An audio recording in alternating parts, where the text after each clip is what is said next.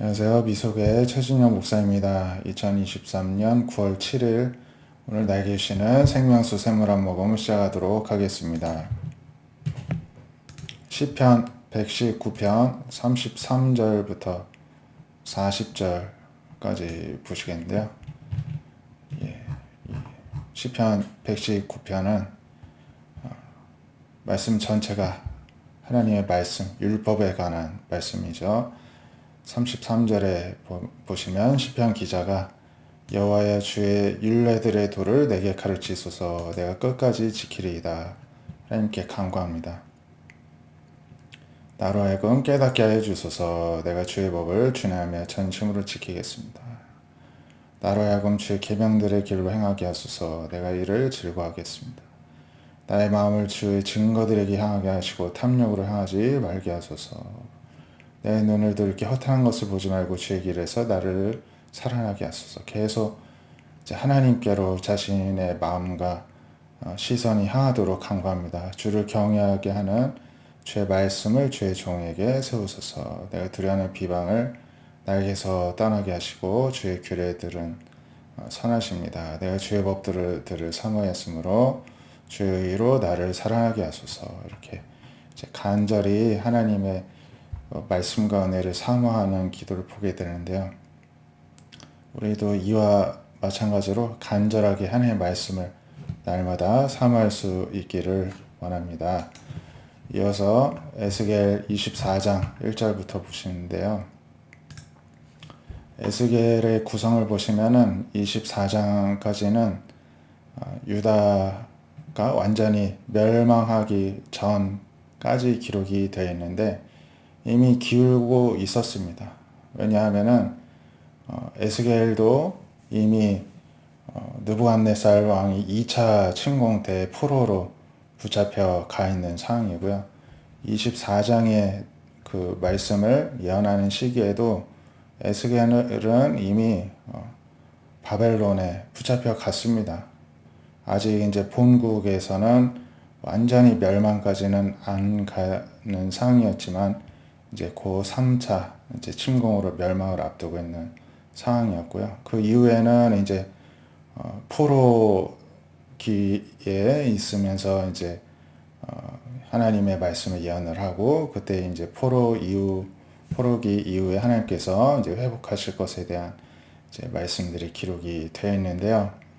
1차 포로기 때에는 다니엘을 포함한 왕족 귀족들이 포로로 붙잡혀갔고 2차 침공 때에는 에스겔도 함께 붙잡혀갑니다.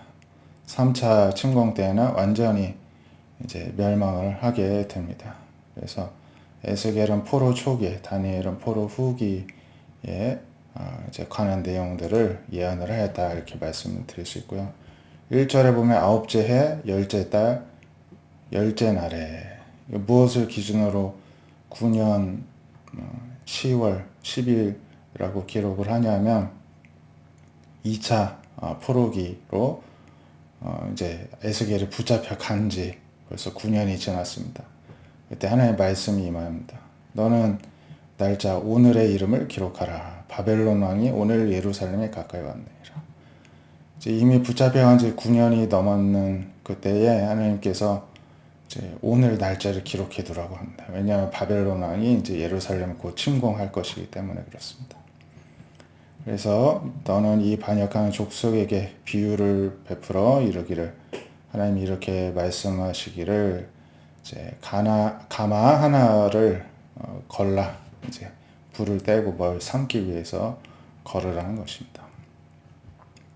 그리고 가마에 물을 붓고 양떼에서 한 마리를 골라서 각을 뜨고 넓적다리 어깨에 좋은 고기 덩어리를 가운데로 모아서 넣고 또 고른 뼈를 가득히 담고 그 뼈를 위하여 가마 밑에 나무를 넣고 잘 삶 때 가마 속에 뼈가 무르도록 삶으라고 합니다. 그러면서 하나님이 이제 말씀하시기를 피를 흘린 성읍 녹슨 가마 곧 그 속에 녹을 없이 하지 아니한 가마에 화 있을진저 제비 뽑을 것도 없이 그 덩이를 하나하나 꺼낼지어다. 이제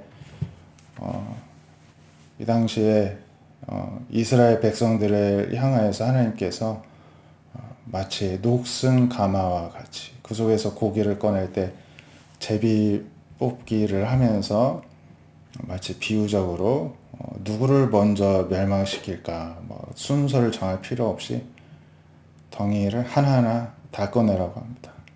그 피가 그 가운데 있으며 피를 땅에 쏟아 티끌이 덮이게 하지 않고 맨 바위 위에 두었다. 그 피를 바위 위에 두고 덮이지 않게 하면 분노를 나타내어 보응하려 함이라.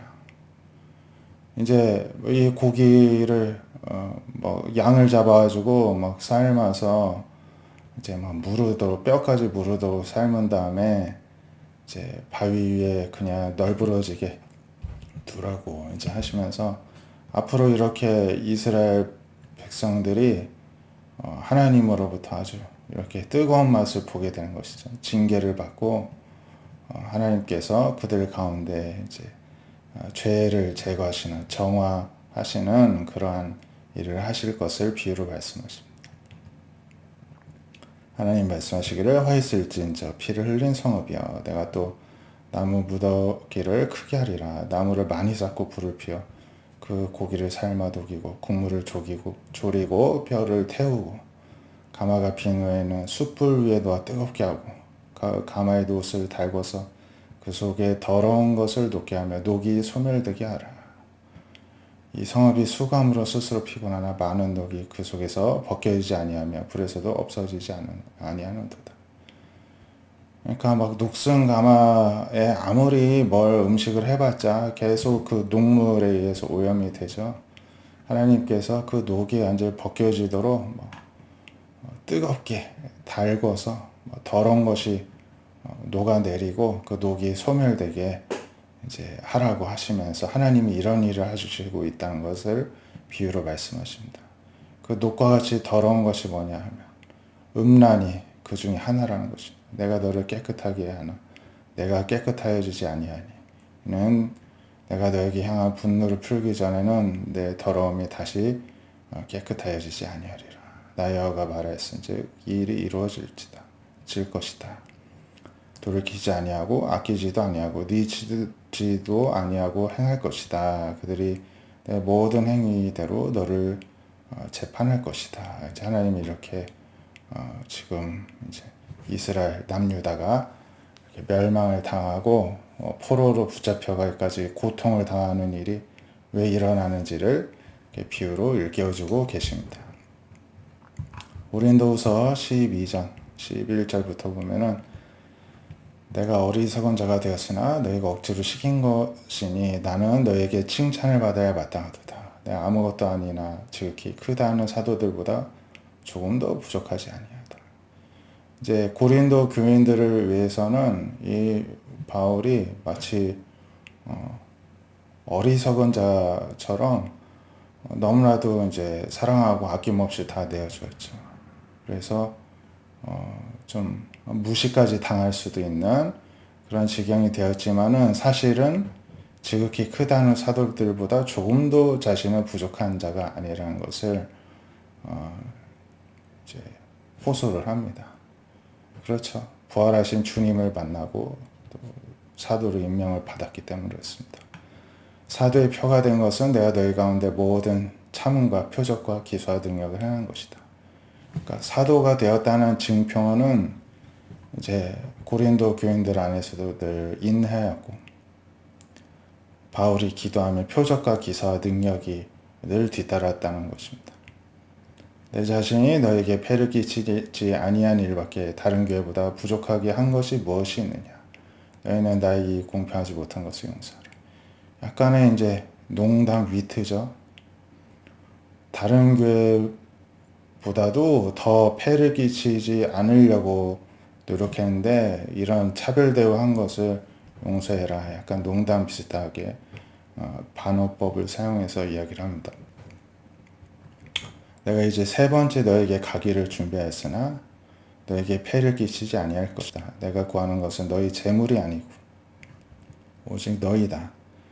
어린아이가 부모를 위하여 재물을 저축한 게 아니라 부모가 어린아이를 위하여 하느니라.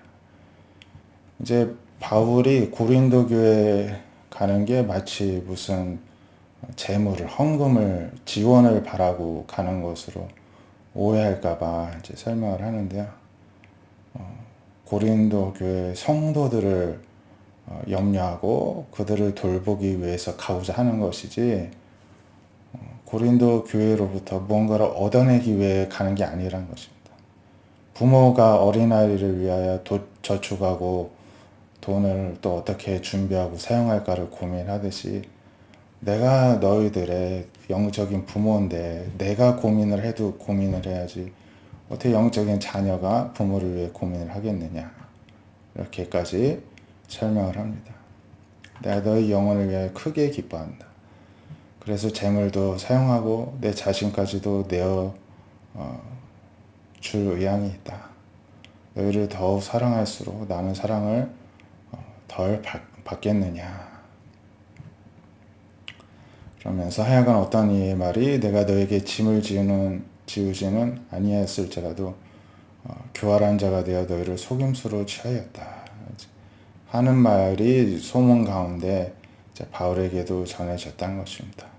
이 당시에는 거짓 선지자, 거짓 스승들도 많아가지고 교회에서 이제 사도들과 성도들을 이간질시키고 분열시키는 자들이 있었는데, 교활한 자들이 속임수로, 교활한 자가 되어 속임수로 성도들의 마음을 얻었다고 비방하는 사람이 있다는 것입니다. 바울이 호소합니다. 내가 너희에게 보낸 자 중에 누가 너희의 이득을 취하더냐. 디도를 권해서 함께한 형제를 보냈는데 디도가 이득을 취하더냐. 반문을 합니다. 우리가 동일한 성령으로 행하지 아니하더냐. 동일한 보조를 하지 아니하더냐. 성령으로 사역하지 아니하더냐 묻습니다. 성령으로 사역한 거 보지 않았느냐 말하는 것입니다. 너희는 이때까지 우리가 자기 변명을 하는 줄로 생각하는구나. 우리는 그리스도 안에서 하나님 앞에 말하노라. 사랑하는 자들아, 이 모든 것은 너희의 덕을 세우기 위함이다.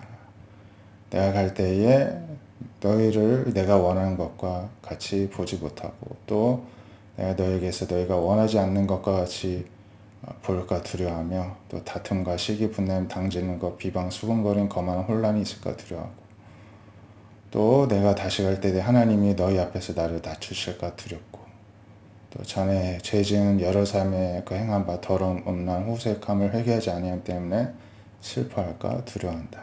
이렇게 자신의 심정을 이야기를 이렇게 합니다. 어떤 사랑의 마음에 서로 뭔가 의심이 생겨서 좀 이렇게 반문을 하고, 또 뒤에서 수군거림이 있을까 두렵다는 것입니다. 또 회개하지 아니하는 것이 있을까 두렵다는 것입니다. 왜 이런 일이 생길까요? 바울은 자신의 모든 것을 배설물과 같이 여긴다 할 정도로 하나님만 딱 생각을 합니다. 그리고 성도들도 그렇게 가르쳐 줬겠죠. 근데 거짓 선지자의 특징이 무엇이냐? 첫째, 하나님을 이야기를 합니다. 하지만 둘째, 자신을 늘 끼워서 얘기를 합니다. 그래서 꼭 사역자도 마찬가지고요. 사역자도 하나님 이야기만 하는가, 아니면 그 이야기 사이에 교묘하게 자신을 자꾸 끼워놓고 자신이 인정받으려고 하는가, 이 두 가지를 잘 보시면 됩니다. 정말 좋은 사역자는 하나님만 보게 하고 성도 하나님을 연결시켜서 자기는 빠져나갑니다. 또 자신 역시도 하나님께 뭔가 상을 받고 교류를 하고 거기서 보상받으면 되는 것이겠죠. 성도도 마찬가지입니다. 전도를 한다, 예를 들어. 그러면은 그 전도 대상자와 그 교회를 왜 연결시켜줍니까? 교회를 통해서 하나님과 연결시켜주기 위해서죠. 그렇게 하면 되는데, 등록하고 나면 이 사람은 내가 데려온 사람이고 나 때문에 온 사람입니다 하고 약간 주장하는 듯한 이런 마음가짐을 가진 건 자기를 끼워넣기 때문이죠. 이 자기를 끼워넣는 게 사실은 엄밀히 말하면 이단인 것입니다. 예수님은 그렇게 안 가르쳐줬죠. 잘못된 가르침이 이단이죠. 우리가 아는 그런 이단들은 아주 대놓고 삐딱하게 가는 거지만 우리 안에도 교묘한 이단이 있는데 가장 그 이단의 우두머리가 뭐냐면 나 자신을 끼워 넣는 겁니다. 그래서 우리가 그러할 때에 이런 일들이 생기는 것입니다. 하나님과 성도만 만나면 별 문제 없는데 자꾸 중간에 어떤 인간이 사람이 끼어드니까 자꾸 분열이 되고 혼란이 있게 되는데 그 뒤에는 마귀가 있다는 것입니다. 우리가 이런 사실을 기억하고 주의를 할 때 절대 나 자신을 자꾸 끼워 넣으려 하지 말고 하나님만 나도 바라보고 다른 사람들 하나님만 바라보게 하고 보상은 하나님으로부터 받고 그 일이 힘듭니다. 당장에 때로는 사람들한테 이 바울이 당했던 것처럼 외면당하고 무시당하고 오해받을 수 있기 쉽습니다. 사탄이 그렇게 하기 때문입니다. 하지만 결국에는 믿음이 이기고 또 하나님이 이기시기 때문에 또 주님께서도 그 길을 가셨기 때문에 우리 역시도 온전히 하나님만 드러내는 그 길로 나아갈 수 있는 저희 여러분 되시기를 바랍니다. 기도하겠습니다. 하나님 감사합니다. 인간의 연약함 때문에 우리가 하나님의 일을 하면서도 자꾸만 빨리 사람들에게 보상받고 싶어서 나 자신을 드러내고 싶고 인정받고 싶을 때가 많이 있습니다. 하지만 그건 하나님이 주신 마음이 아니라 사탄이 주는 마음인 줄로 믿습니다. 그게 바로 이단의 마음인 줄 믿습니다. 우리 자신을 내려놓게 해주시고 하나님만 드러내기 힘쓰는 우리 모두가 되게 하여 주시옵소서. 예수님의 이름으로 기도드립니다. 아멘. 오늘도 하나님만 바라보시는 하루 되시기를 축복드립니다. 감사합니다.